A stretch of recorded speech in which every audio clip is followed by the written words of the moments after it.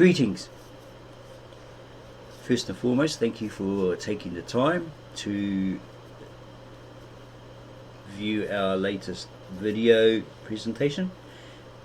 Quite by chance, when studying other material, we came across this author, L.A.Waddell, who was a fellow of the Royal Anthropological Institute, librarian and folklore societies, correspondent for the Indian Archaeological Survey, ex-professor of Tibetan, London University. We read that he was supposedly an amateur in a certain field, but we, giving him the benefit of the doubt with his qualifications here, we don't think so, we're not too sure. But why we took an interest in him is because of some things that he's stated in this particular book. There's a preface. He states, at the time in his recent work, or that particular work on British origins, he proved by a mass of new historical evidence that the Sumerians, those foremost civilized and civilizing ancient people whose monuments and high art of 5,000 years ago are the wonders of the modern world, were the long lost early Aryans. That the Phoenicians were not Semites and has been hitherto supposed, but Aryans and the chief colonizing branch of the Sumerians, and that the people who colonized and civilized India, as well as those who colonized and civilized the Mediterranean, northwestern Europe and Britain, and who were the ancestors of the Britons, were likewise Aryan and belonged predominantly to the Phoenician branch of that race. These results are now dramatically confirmed, both as regards India and the British Isles, by the discovery in the Indus Valley, a few weeks after the publication of this particular book, or his book, of two large series of ancient seals inscribed with Sumerian writing, unearthing from beneath the foundations of old Buddhist buildings of the 3rd century BC to the 2nd century AD at widely different sites on the Indus, and associated with the ancient buildings and tombs of the owners of the seals and cultural objects of the ancient Sumerian and Phoenician type.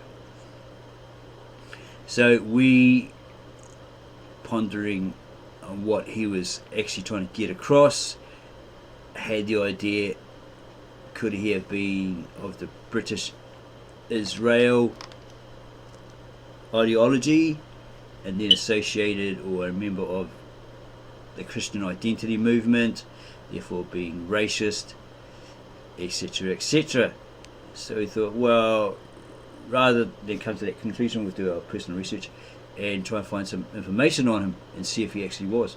So we looked up information on him, Laurence Waddell, and he was a lieutenant colonel, and there's all his qualifications here, from 1854 to 1938.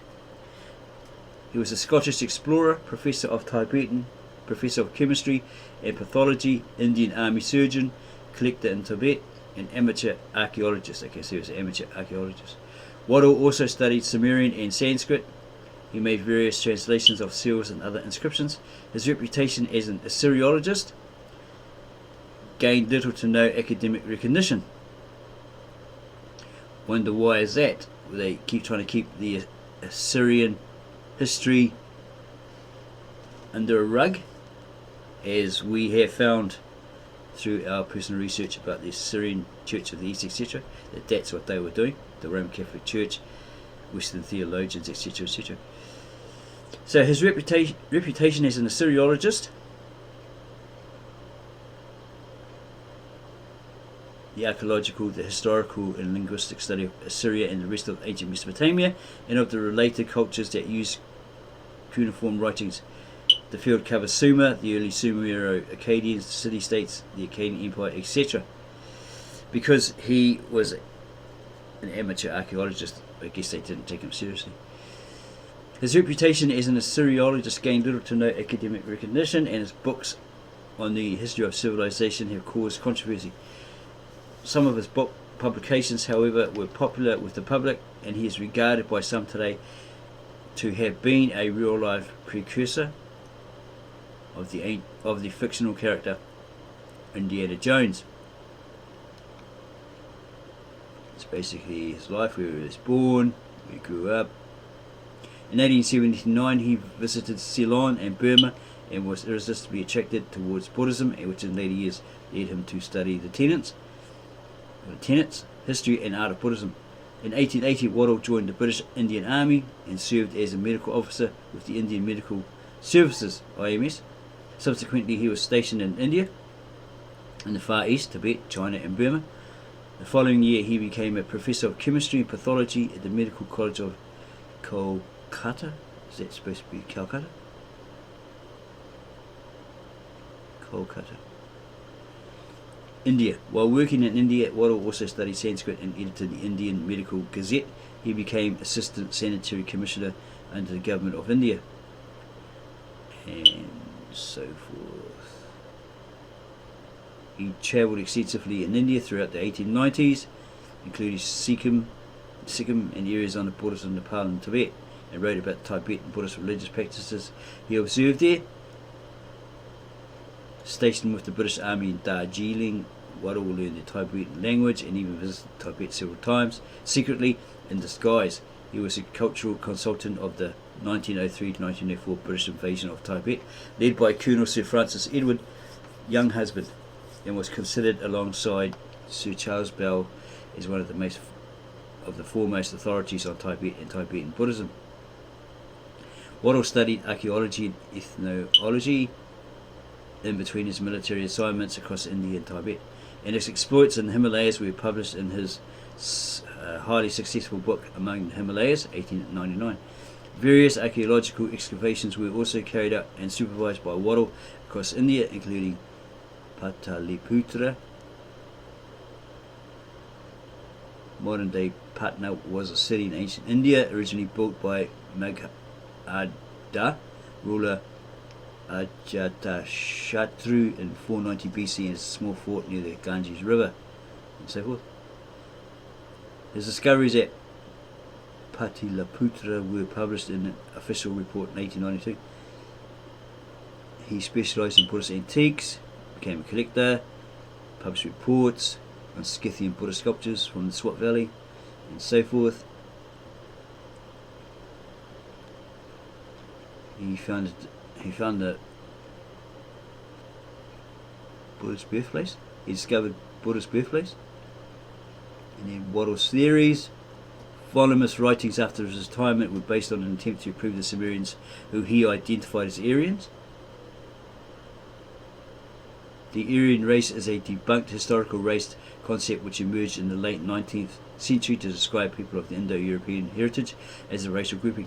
The theory has been widely rejected and disproved since no historical archaeological proof, I guess, has been found. So yeah, it could be under that British Israel influence. I don't think he was a member of Christian identity. I don't think he was racist. He just believed this ideal.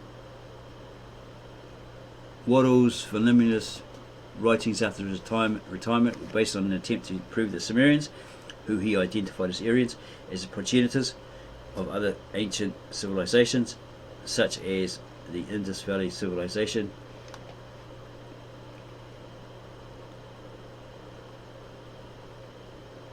a Bronze Age civilization in the northwestern regions of South Asia, lasting from 300 BCE to 1300 BC, in its mature form from 600 BC to the rest of that, whatever that says,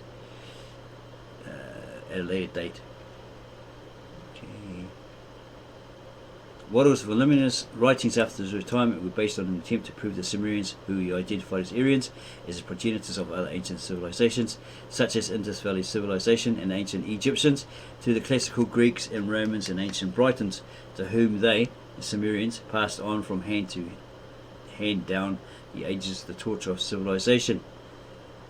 He is perhaps most remembered for his controversial translations, the Skilled Dynastic Tablet. What's that about? An ancient Mesopotamian cuneiform text containing a variant form of the Sumerian king list. Okay, the Bowl of Utu, also known as the Bowl of Utu, Uhub, Utuk, Utug, Utuk, or Utu, is an ancient Sumerian bowl from the early 3rd millennium BC. Fragments of the bowl contain 8 lines of an inscription. Controversy has surrounded its translation, probably since the day it was found. And Newton stone, a pillar found in Aberdeenshire, Scotland. The stone contains 2 inscriptions. One is written in Ogham, but the second script has never been positively identified. And many different decipherments or theories have popped up, I suppose.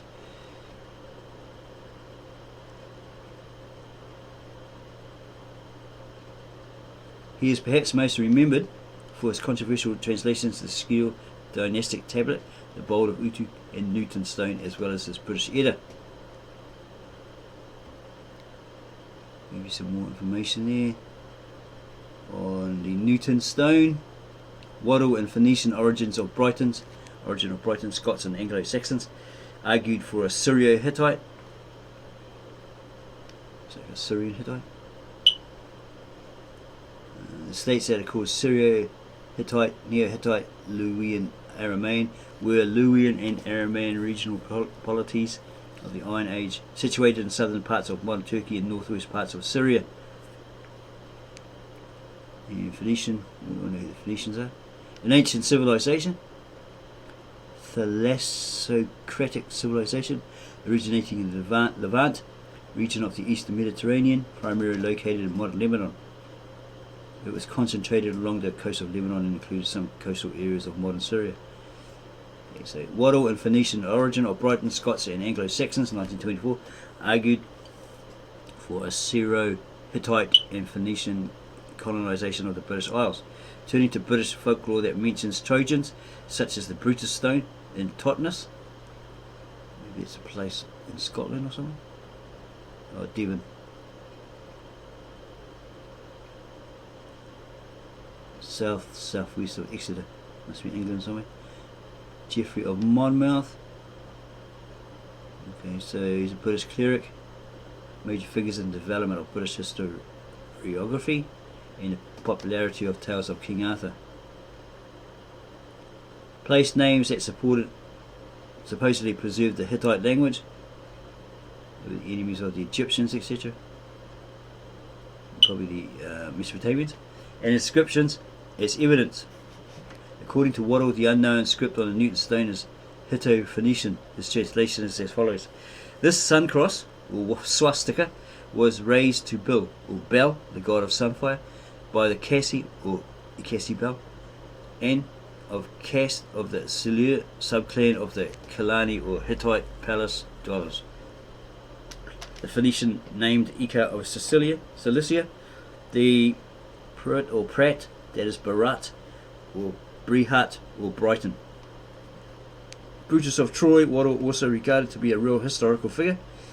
In a chapter entitled Coming of the Britons, or Aryan Brito-Phoenicians under the King Brutus the Trojan to Albion about 1103 BC, Waddell writes, this migration of King Brutus and his Trojan and Phoenician refugees from Asia Minor and Phoenicia to establish a new homeland colony in Albion, which event the British chronological historical tradition places at 1103 BC, was probably associated with and enforced by not merely the loss of Troy, but also the massacring invasion of Hittite Asia Minor, Cilicia, and the Syria-Phoenician coast of the Mediterranean by the Assyrian king Tiglath-Pileser I about 1107 BC to 1105 BC. Okay, so his contemporaries reviewed the book very negatively. One reviewer considered the content to be admirable fooling, but that he had an uneasy feeling that the author really believes it. It also has been pointed out that Waddell took the Historia Regum Britanniae, originally called De Gestis Britonum, a pseudo-historical account of British history written around 1136 by Geoffrey of Monmouth. It chronicles the lives of the kings of the Britons over the course of centuries, I suppose, to be literal history, which is why he was almost asking to be ridiculed by historians.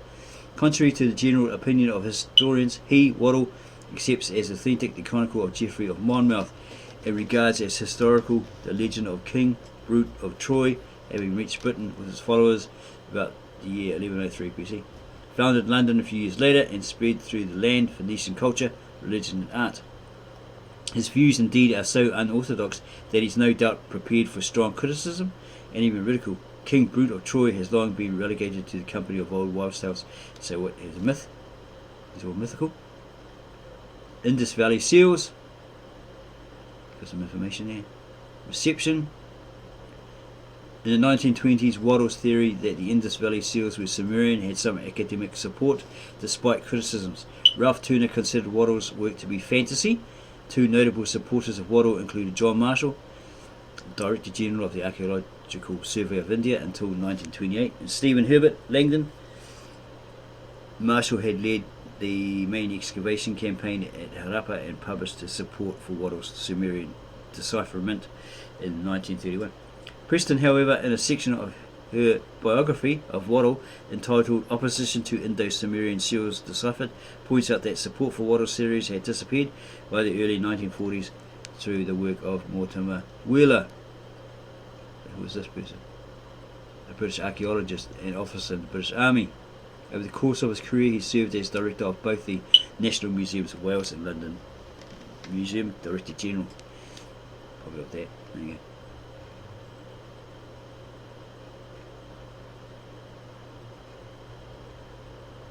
However, this is what Mortimer Wheeler said, however, a shift which made his, Waddell's claim, appear untenable occurred in the consensus in archaeology after Sir Mortimer Wheeler was put in charge of the Archaeological Survey of India.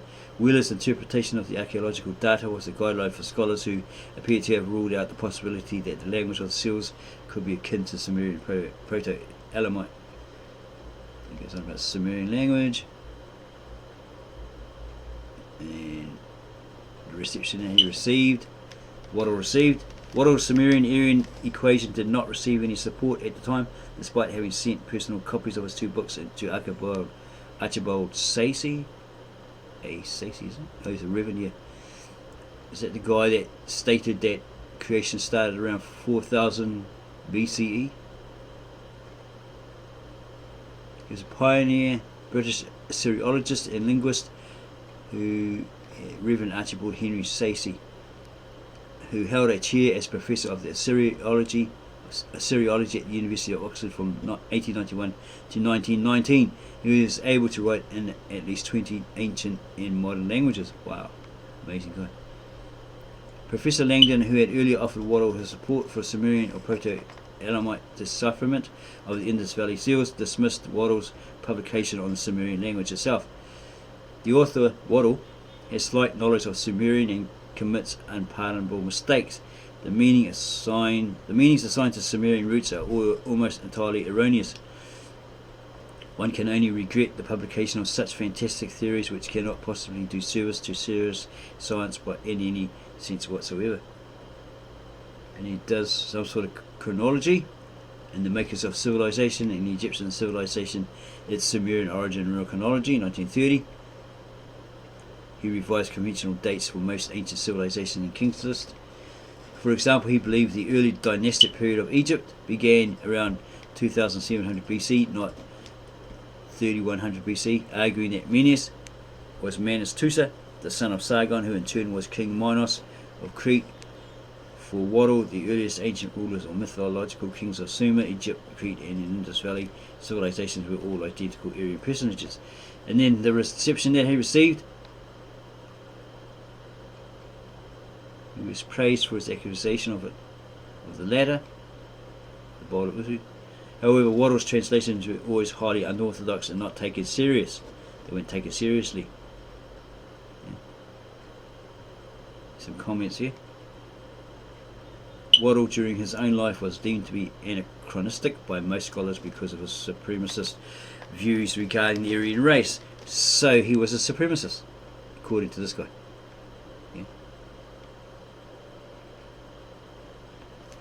So yeah, he may have been racist, but it's not indicating here he was. Maybe in this sentence it is, because he was anachronistic by most scholars because of his supremacist views.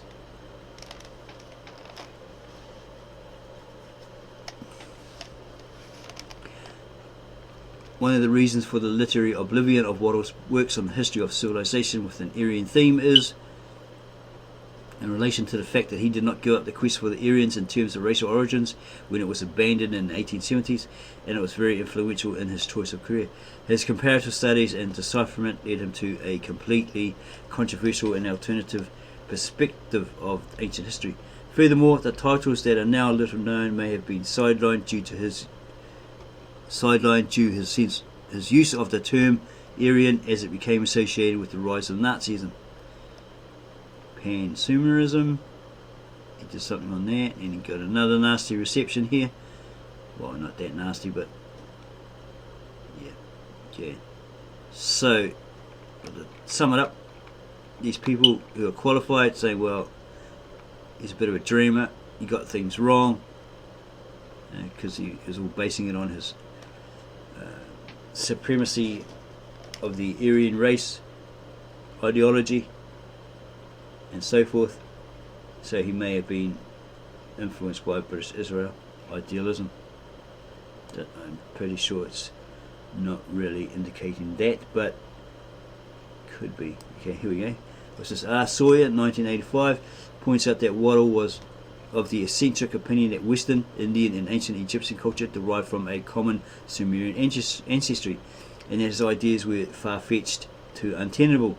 Gabriel Moshenko of the UCL Institute of Archaeology has noted Waddell's hopes of rewriting the story of civilization with the Aryan race as the first and only protagonist rapidly faded as his works and ideas remained restricted. 2. If well rooted in the ultra-right-wing fringes of society and scholarship.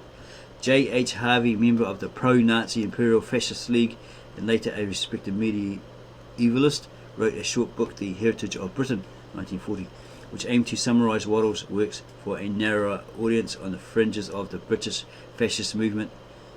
Macklin, 2008. The British Israelite W.T.F. Gerald used Waddell's study of the Newton stone to support a biblical origin for the Anglo-Saxon race, 1927. Today, Waddell's works are read and referenced most commonly by white supremacists, esoteric scholars, and conspiracy theorists such as David Icke, 1999. So it's all about the Anglo race, which is pretty much Christian identity, ideology. So yeah, here it's saying British Israelite used Waddell's studies of the Newton stone to support a biblical origin for the Anglo-Saxon race in 1927. So forth. Yeah, so that's the only dirt on that guy. So he's probably a supremacist of the British Israel ideology and so forth, as we just related. So to back that up, you'd look at what he actually wrote, what he was trying to get across in this book. Preface. In his then works, in his recent works on British origins, he proved by a mass of new historical evidence that the Sumerians, those foremost civilized and civilizing ancient people whose monuments and high art of 5,000 years ago in the wonder of the modern world were the long lost early Aryans. So it's very Aryan supreme race orientated. And he states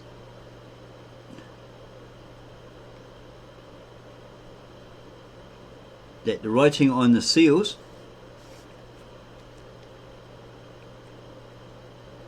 Sumerian seals, that the writing on these seals was Sumerian and of an archaic type. He recognized on the first glance at their photographs, and he found later that Professor Sayce and other Assyriologists had arrived at the like conclusion, but that owing to the writing being slightly different from the straight line script of the clay tablets, they had been unable to read a single word of the inscriptions on the seals. On the other hand, having in his search for Aryan origins, being led by various clues to the conclusion that the Sumerians were Aryans, and devoted a great part of the last 20 years to the study of the ancient Sumerian writing at first hand. The problem of the Indus Valley script was to him a comparatively easy one, so much so that within a day or two of receiving the photographs he was able, and he says so without any wish to boast, to decipher and read the greater part of the inscriptions on the seals. Where others couldn't, he could. The subsequent weeks before going to press have been spent in revising the decipherments, which are now believed to be substantially correct, and in ransacking the Vedas and Indian epics for the detailed references to the various famous Aryans, Vedic kings, princes and priests whose names are inscribed on the seals.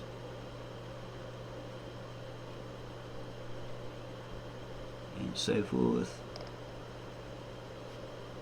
It gives a history on them.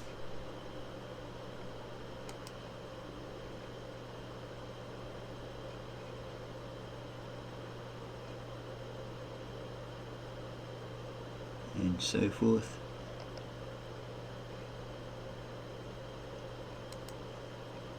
You could possibly read this book in your own time. We'll leave the link below this video if you want to have a look at it. You might be of British Israel idealism, Christian identity, etc., etc. So you may want to have a look at this yourself. You may be interested in that.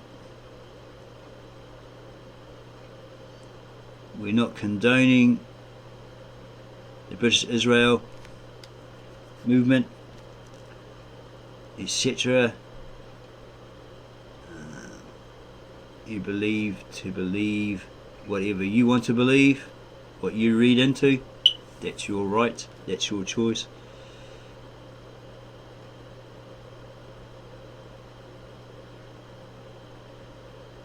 It looks like a very interesting book.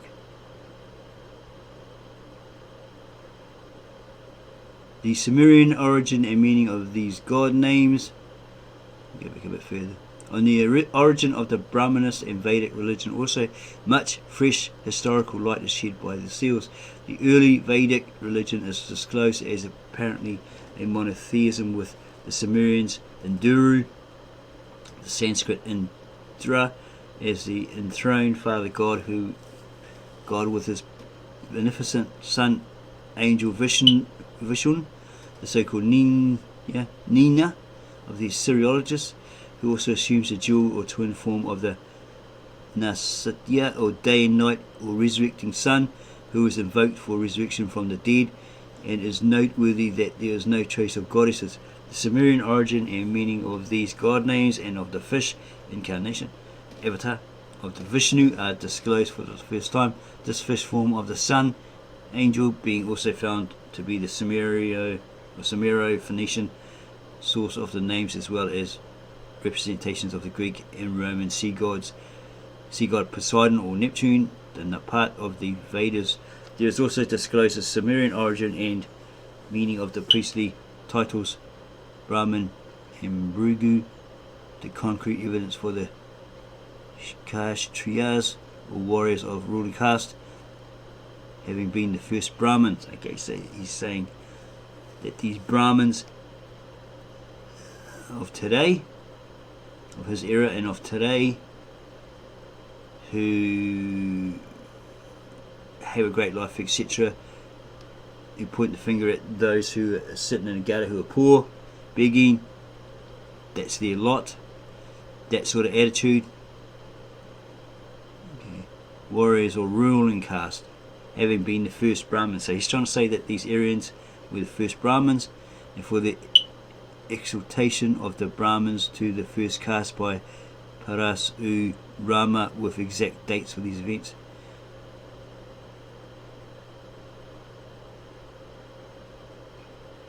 And he says this: the discoveries herein recorded should therefore appeal to the hearts and stir the religious and patriotic feelings of all educated Hindus who desire to know the first found scientific proofs for the veracity of their Vedas and ancient epics, the Puranas, and to learn that their ancestral Vedic kings and sages were famous historical emperors, kings and people kings in Mesopotamia, with multitudinous monuments still existing there to the present day.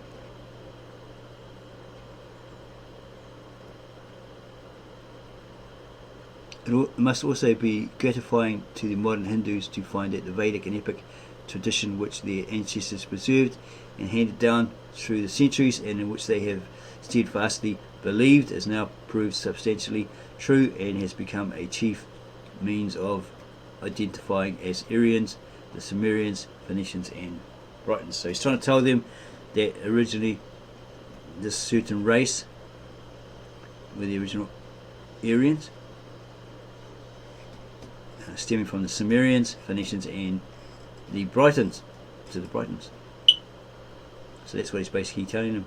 We were the Britons, we were the Aryans first, and you were not. I have proof. That's what he's saying. That's what he's throwing at them. So he's basically throwing supremacy, Brighton supremacy. Can it make it a little bit bigger so you can see it? Here's some illustrations. Here's the contents.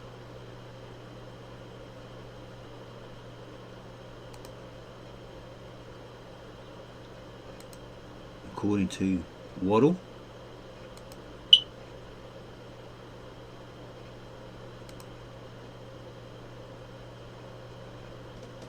first chapter, Indo-Sumerian seals deciphered. Sumerian origin of the Indo-Aryans and of their civilization and date of invasion. The historian's duty is to separate the true from the false, the certain from the uncertain, and the doubtful from that which cannot be accepted. Goethe Maxims number 453. So according to these other experts, the guy should have been practicing what he was preaching, because he was a supremacist, he made stuff up, he was eccentric, and he's all over the place, and so forth.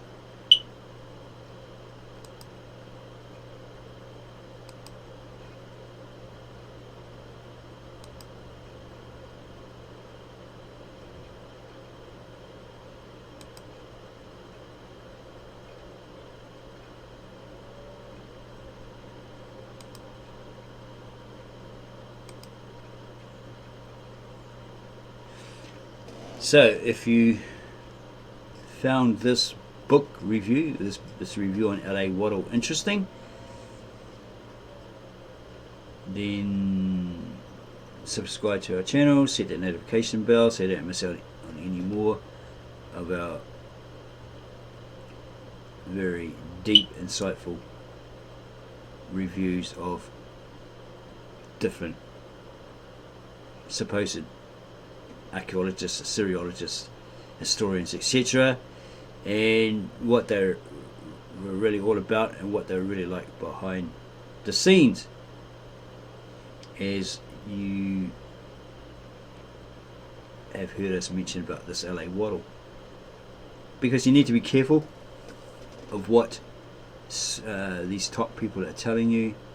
You need to look into their history. You need to do the personal research, look into their history, what they did in the background in their life. They had dirt on them, etc. So yeah, you stay aware, stay alert, so you don't get fooled. You don't get tricked by their hype and their fluff, if that's what they were all about, through other experts proving that that's what they were like. Yeah. That they were a supremacist, a fascist, eccentric, full of fluff. Okay, so yeah, subscribe to our channel, set the notification bell, add your comments below if you have any, because we really like your comments. We'll get back to you as soon as we can, and give us a thumbs up, and then go tell your friends, wow, I didn't know anything about L.A.Waddell. I didn't know that this guy was a supremacist, a fascist, and he talked a load of rubbish. Wow, I've been reading his books for years, or heard of him, whatever. and I did not realise that. So I think I'll have a look at this book. Thanks, Ministry of the Real Truth, for bringing it to our attention. Okay. And go tell your friends, neighbours, church members, your up-and-coming historian, archaeological, Assyriologist friends, etc., etc. And we will see you in the next exciting video from the Ministry of the Real Truth.